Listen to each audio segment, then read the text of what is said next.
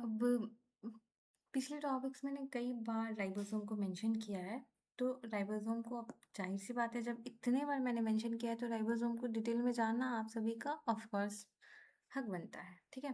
तो राइबोसोम है क्या? मैंने कई बार बोल चुका है कि प्रोटीन फैक्ट्री है, मतलब प्रोटीन सिंथेसाइज़ कर रहा है। तो ये टिनी छोटे-छोटे स्ट्रक्चर्स हैं जो फ्रीली साइटोप्ला या तो फिर ये साइटोप्लाज़्म में ऐसे ही बिखरे पड़े होते हैं या तो फिर हमारे एंडोप्लाज़्मिक रेटिकुलम के साथ क्या होते हैं अटैच्ड होते हैं। और राइबोसोम्स ही जो है ना साइट है प्रोटीन के सिंथेसिस का, ठीक है? तो इसका लोकेशन क्या हुआ? या तो फिर ये फ्रीली साइटोप्लाज्म में होगा या तो फिर ये एंडोप्लाज्मिक रेटिकुलम से अटैच्ड होगा। अब एंडोप्लाज्मिक रेटिकुलम को मैंने मेंशन किया है तो मैं बताऊंगी एंडोप्लाज्मिक रेटिकुलम 2 टाइप्स के होते हैं, एक तो रफ एंडोप्लाज्मिक रेटिकुलम, दूसरा स्मूथ एंडोप्लाज्मिक रेटिकुलम। रफ को रफ क्यों कह रहे हैं, स्मूथ को स्मूथ क्यों कह रहे हैं? एक्चुअली ये जो आप देख रहे हैं ना ये जो पोर से अटैच्ड ऐसे ऐसे ऐसे ऐसे करके बना हुआ स्ट्रक्चर है, ये क्या है? यही तो एंडोप्लाज्मिक रेटिकुलम है और ये भी एंडोप्लाज्मिक रेटिकुलम है। तो इसके सरफेस पे नहीं दिख रहा एकदम स्मूथ है, कुछ है क्या? नहीं है। तो ये स्मूथ एंडोप्लाज्मिक रेटिकुलम है और इस रेटिकुलम्स के सरफेस पे डॉट डॉट डॉट डॉट बहुत सारे हैं, तो इसको रफ अपीयरेंस बना रहे हैं, इसलिए से ये है क्या? ये राइबोसोम्स ही हैं, तो ये रफ एंडोप्लाज्मिक रेटिकुलम कहते हैं। रफ एंडोप्लाज्मिक रेटिकुलम पे क्या है? राइबोसोम है। अब राइबोसोम है तो वो क्या सिंथेसाइज करेगा? ऑफ कोर्स प्रोटीन सिंथेसाइज करेगा, प्रोटीन सिक्रिएट करेगा। फॉर एग्जांपल इन ग्लैंड्स में सच एज पैनक्रियाटिक ग्लैंड। तो यहाँ पे वही लाइन लिखा हुआ है कि ये रफ क्यों दिखता है इलेक्ट्रॉन माइक्रोस्कोप में, क्योंकि इसके सरफेस पे राइबोसोम अटैच्ड है। स्मूथ एंडोप्लाज्मिक रेटिकुलम के सरफेस पे तो राइबोसोम नहीं है, तो वो क्या सिंथेसाइज करता है? तो वो राइबोसोम नहीं है उसके सरफेस पे, देयरफॉर वो लुक स्मूथ स्मूथ दिखता है। और वो क्या सिंथेसाइज करता है? वो स्टोर करता है फैट्स को, लिपिड सिंथेसाइज करता है और हार्मोन्स को, ठीक है? यहाँ पे एक्स्ट्रा कुछ पॉइंट लिखे हैं क्या? जैसे कि एंडोप्लाज्मिक रेटिकुलम में लार्ज ऑर्गेनल है जो कि एक spread network with in the cytoplasm, network की तरह पूरा फैला हुआ है और ईआर से कंटिन्यू करते हुए उसके आउटर मेम्ब्रेन, मतलब आउट न्यूक्लियर पोर के आउटर मेम्ब्रेन से के निकलते हुए कॉन्टिन्यूसली ऐसे करके अपना नेटवर्क बनाता है। यही सारे लाइन लिखे हुए हैं, ठीक है? तो मतलब यहाँ पे स्मूथ और रफ दोनों के रिगार्डिंग लिखा हुआ है, इसलिए प्रोटीन भी लिखा है, फैट्स लिखा है, हार्मोन्स, ये सारी चीज़ें क्या करता है? सिंथेसाइज करता है, ठीक है? अब हम बात करेंगे गोल्जी apparatus। ये हमारा न्यूक्लियस था, एंडोप्लाज्मिक रेटिकुलम है, ये गोल्जी apparatus है और ये प्लाज्मा मेम्ब्रेन है। एक साथ इस तरीके से ऐसे ही नहीं बनाया है, इसका कोई रीज़न है, आप पढ़ेंगे तो पता चलेगा।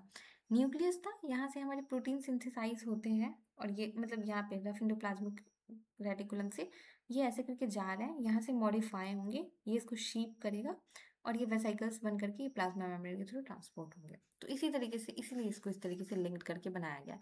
गोल्जी apparatus है क्या? ये पैकेजिंग करता है और शिपिंग सेंटर है, ठीक है?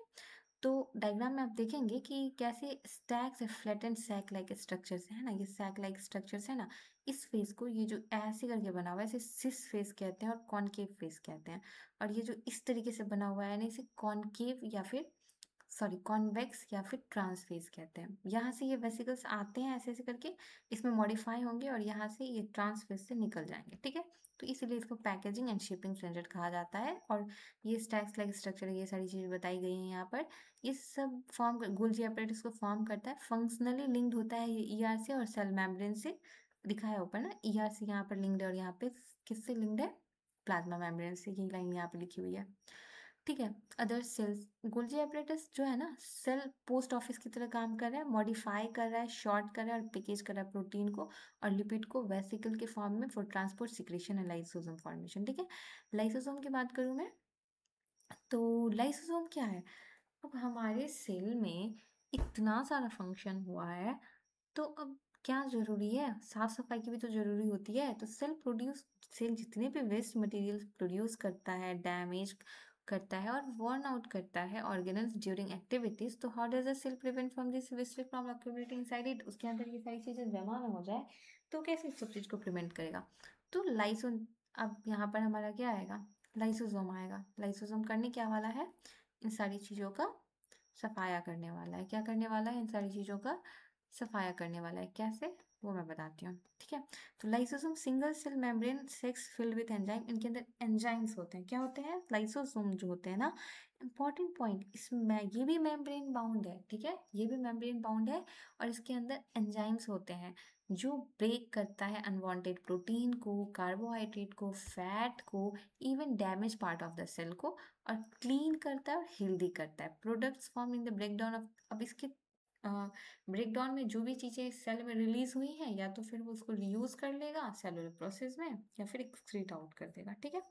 गोल्जी, अब गोल्जी apparatus के लिए अब किसने डिस्कवर किया था इनके बारे में दे रखा है, ये इटालियन साइंटिस्ट है कैमिलो गोल्जी, जिन्होंने वॉज फर्स्ट ऑब्जर्व, इन्होंने पहली बार गोल्जी apparatus को क्या किया था 1988 में ऑब्जर्व किया था, कहाँ पे, in the nerve cells of barn owl के नर्व सेल्स में देखा।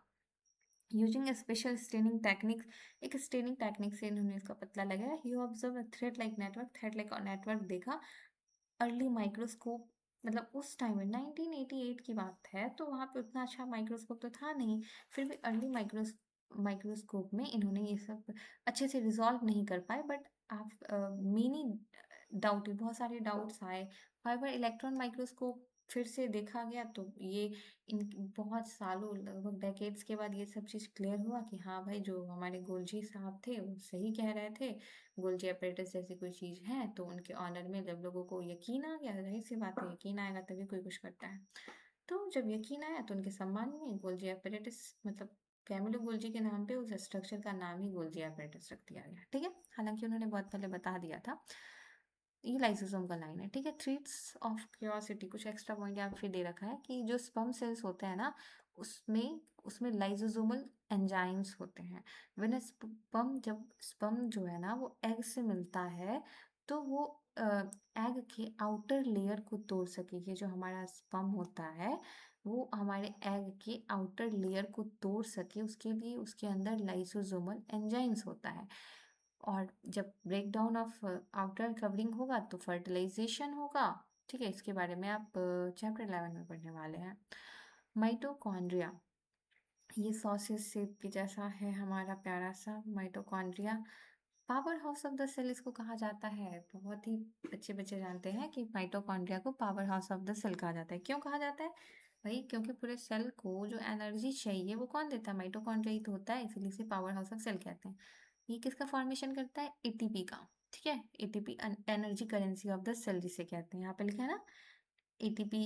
एटीपी, एटीपी का फुल फॉर्म क्या हुआ? एडिनोसाइन ट्राइफॉस्फेट, जो कि एक्ट करता है energy currency of the cells, use for cellular activities में। ये एटीपी दो, वैसे तो फंक्शन होगा, वैसे एटीपी दो जो भी फंक्शन है वो होगा, energy currency of the cell है। तो ये जो अब माइटोकॉन्ड्रिया के रिगार्डिंग आपको याद रखना है, पावर हाउस ऑफ सेल कहते हैं, ठीक है। और क्या याद कीजिएगा?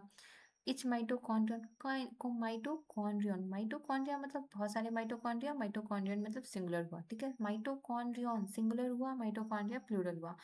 दो मेम्ब्रेन होते हैं, दिख रहा होगा ना, ये दो मेम्ब्रेन है। आउटर मेम्ब्रेन जो है वो सिंपल है, प्लेन है, लेकिन इनर मेम्ब्रेन जो है उसमें आप देख रहे होंगे कि ऐसे ऐसे करके, ऐसा ऐसा कुछ इसका अपीयरेंस है, ऐसे ऐसे ऐसे ऐसे ऐसे ऐसे करके, ठीक है। तो इनर मेम्ब्रेन जो है ना, फिंगर लाइक प्रोजेक्शंस निकले होते हैं। ये जो फिंगर लाइक प्रोजेक्शंस है ना, इसे कहते क्या है? इसको क्रिस्टी कहते हैं। क्या कहते हैं? क्रिस्टी कहते हैं। अब ये कर क्या रहा है? तो देखिए, अगर ये मान के चलो ये एक प्लेन सरफेस है, यहाँ पर मुझे किसी चीज़ का ऑब्जॉर्प्शन करवाना है, कितना कर पाएगा? ऐसे ऐसे ऐसे, दो तीन चार। अब वही अगर मैं इसका अपीयरेंस कुछ ऐसे ऐसे ऐसे ऐसे ऐसे ऐसे दे दूँ, ऑफ कोर्स इतने ही स्पेस में बहुत सारा चीज़ अब्जॉर्ब हो जाएगा ना। तो ओवरऑल ये कर क्या रहा है? सरफेस एरिया को इंक्रीज कर रहा है, बस ये इसका फंक्शन है केमिकल रिएक्शंस के लिए, ताकि ज़्यादा से ज़्यादा एनर्जी का प्रोडक्शन हो सके। Mitochondria, the glucose and other molecule broken down, यहाँ पे ग्लूकोज टूटता है और भी जो भी मॉलिक्यूल आए होंगे एनर्जी के लिए वो टूटते हैं, एनर्जी रिलीज करते हैं। ये सारी चीज़ें सेलुलर रेस्पिरेशन में पढ़ी जाती है, स्टडी अबाउट इट, ठीक है। एनर्जी रिलीज होता है और स्टोर होता है किस, अब ये जो एनर्जी रिलीज हुआ वो किस फॉर्म में स्टोर होगा? एडिनोसाइन ट्राइफॉस्फेट यानी एटीपी के फॉर्म में होगा, जिसे energy currency of the cell कहते हैं। अब हम बात करेंगे प्लास्टिड्स के बारे में। किसके बारे में बात करेंगे? प्लास्टिड्स के बारे में। अब ये होते क्या हैं? अब हम लोगों ने राइबोसोम से क्या किया था? प्रोटीन सिंथेसाइज कर लिया, एनर्जी भी रिलीज हो गया। तो अब क्या करेंगे? ये अब खाने की भी तो जरूरत है, तो फूड को सिंथेसाइज करता है प्लांट सेल्स में and beyond. You have learn that mitochondria provide कर रहा है energy that cell that comes from food, जो फूड से कहाँ से आया? फूड से ही तो आया। Animals can obtain food from surrounding. हम एनिमल्स जो हैं, ऑफ कोर्स हाँ, हम भी एनिमल्स ही हैं, ठीक है? तो एनिमल्स हम लोगों को कहाँ से? सराउंडिंग से फूड मिल जाता है। लेकिन प्लांट्स प्लांट्स के बारे में सुना है ना आपने कि वो अपना खाना खुद प्रिपेयर करते हैं, खुद सिंथेसाइज करते हैं फूड को। कहाँ? In the presence of sunlight. But where do plants synthesise their food and obtain energy for cellular activities? अब सेलुलर एक्टिविटीज के लिए कहाँ से एनर्जी आती है और कैसे फूड सिंथेसाइज करते हैं? तो प्लांट्स जो है ना, उनके पास एक स्पेशल ऑर्गन होता है जिसे हम प्लास्टिड कहते हैं, ऑर्गेनल्स होता है जिसे प्लास्टिड कहते हैं, जो फूड को सिंथेसाइज करता है और स्टोर करता है। ये प्लास्टिड ही तो है। कहाँ पे होंगे कि लीफ में फोटोसिंथेसिस होता है, तो ये प्लास्टिड कहाँ होगा? लीफ में होगा। ऐसे हम learn plants prepare their food by the process of, कौन से प्रोसेस से? फोटोसिंथेसिस। फोटोसिंथेसिस का जरा डेफिनेशन डिफाइन करना तो कमेंट में। इन the presence of sunlight a green pigment called chlorophyll, इस प्लास्टिड में ग्रीन पिगमेंट होता है जिसे क्लोरोफिल कहते हैं, which is present in the chloroplast, a type of plastid. Chloroplast भी एक टाइप ऑफ प्लास्टिड ही है जो कि लाइट को अब्जॉर्ब करता है। क्लोरोप्लास्ट जो होते हैं ना, ये स्ट्रक्चर जो देख रहे हैं ना, क्लोरोप्लास्ट का है। और ये सिक्के हैं क्या? क्या ये सिक्के हैं? पता नहीं, देखते हैं आगे क्या है। तो which is a present in the chloroplast, a type of plastid, absorb करता है लाइट को। क्लोरोप्लास्ट क्या होता है ना, इसमें भी आप देखिएगा जैसे कि माइटोकॉन्ड्रिया में ये याद रखिएगा कि कहाँ पे सिंगल मेम्ब्रेन बाउंड स्ट्रक्चर्स है, कहाँ पे डबल मेम्ब्रेन, आप नोट डाउन कर भी लीजिएगा, ठीक है? तो क्लोरोप्लास्ट जो होता है ना, वो डबल, क्या है? डबल मेम्ब्रेन बाउंड ऑर्गेनल्स है, like mitochondria. Inside the chloroplast, chloroplast के अंदर सेमी फ्लूइड सब्सटेंस होता है जिसे हम स्ट्रोमा कहते हैं, ठीक है? ये जो स्पेस है ना, ये भी साइटोप्लाज्म की तरह इसे स्ट्रोमा कहेंगे। Stroma with in the stroma, अब इस स्ट्रोमा के ये हमारा क्लोरोप्लास्ट है, ये स्ट्रोमा है, ये जो स्पेस है वो स्ट्रोमा है। स्ट्रोमा के अंदर ये जो डिस्क शेप, यानी ये क्वाइन शेप, डिस्क शेप जो मेम्ब्रेन स्ट्रक्चर्स हैं, वो क्लोरोफिल है, उसमें क्लोरोफिल है, contain chlorophyll. Light energy is absorbed bye them during photosynthesis, और यही जो है ना, लाइट एनर्जी को फोटोसिंथेसिस के दौरान अब्सॉर्ब करते हैं। The sugar in synthesise in this process are stored in the stroma. Sugar यानी कि जो ग्लूकोज है वो सिंथेसाइज होगा इस प्रोसेस में, और स्ट्रोमा में क्या होगा? स्टोर होगा along with the starch granule के साथ, ठीक है?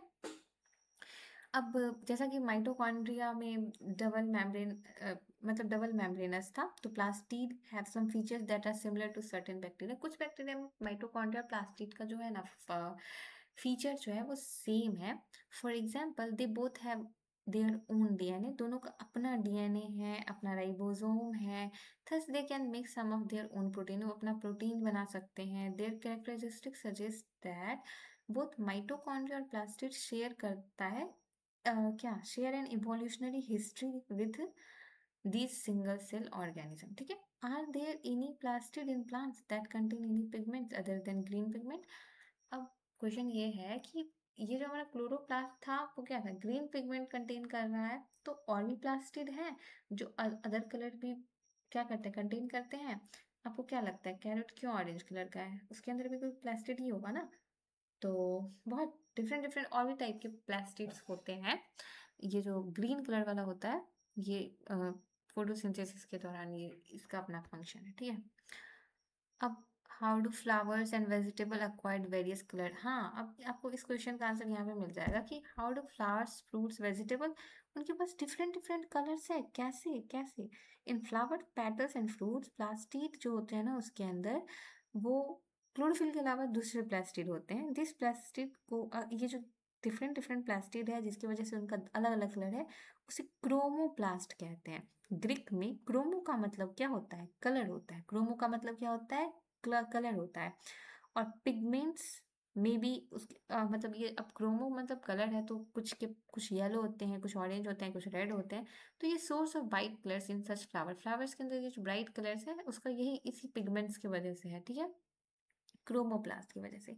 सच bright colours help in attracting pollinators, and for pollination के लिए पॉलिनेटर्स को ये अट्रैक्ट करता है।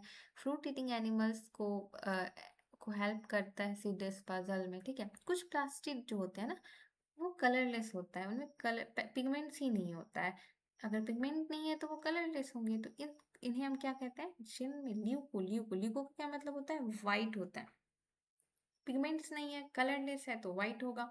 ल्यूको का मतलब होता है व्हाइट, तो ल्यूकोप्लास्ट। ल्यूकोप्लास्ट क्या करता है ना, फूड मटेरियल को स्टोर करता है, such as starch, oil. Leucoplast starch, ये थोड़ा सा कंफ्यूजिंग है पर आपको अपने लिए कोई ट्रिक बनाना होगा। ल्यूको मतलब व्हाइट, कलर्स होंगे ही नहीं, तो ये है स्टार्च, ऑयल, प्रोटीन, ये सबको हम किसके अंदर रखेंगे, ल्यूकोप्लास्ट के अंदर। तो ये on the type of food they store, जिस टाइप का ये फूड स्टोर करें उस बेसिस पे उसका नाम होता है। फॉर एग्जांपल कुछ ल्यूकोप्लास्ट पोटैटो में और टैरो में, कोलोकेशिया स्टील का, ये सब स्टोर क्या करते हैं, स्टार्च को स्टोर करते हैं। ठीक है, तो आज के लिए इतना ही।